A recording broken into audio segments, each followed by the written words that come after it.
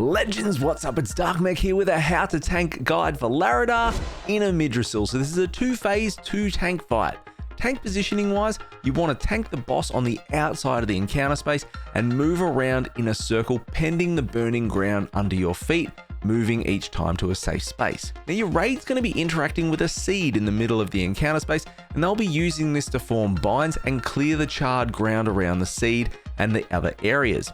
You'll want to be on the outside of the encounter space away from that seed at all times, so when you need to move away from your raid for the boss's ability Furious Charge, you're in a great position to do so, and I will touch on this in a moment.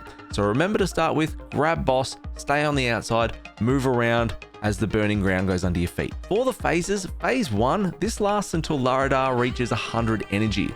Now when Larodar reaches 100 energy, cast Raging Inferno. This is a channeled raid damage ability for 6 seconds that goes out in 3 hits. You need to hide behind the healed brambles to survive this. It's a big green glowing shrubby thing. You can't miss it. The tank mechanic that you'll be worrying about in phase 1 is Furious Charge. This will target the active tank and then charge at them. It deals massive physical and fire damage, and the damage is reduced by the distance the boss travels. This also sets off heavy raid damage when the hit happens as well, which is also reduced by distance traveled. Now this ability will also apply a physical damage vulnerability to the tank that gets hit, so you'll taunt swap after each stack of Furious Charge.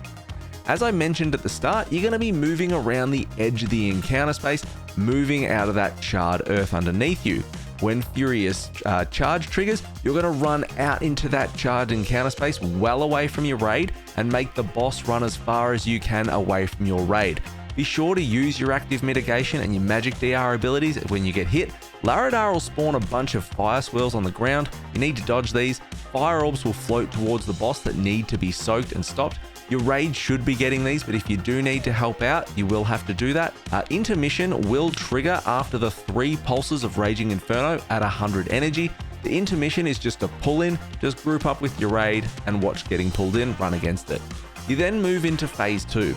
Now there is no seed in the middle during phase 2, so the burning ground becomes far more of a problem, and this turns into a real DPS race.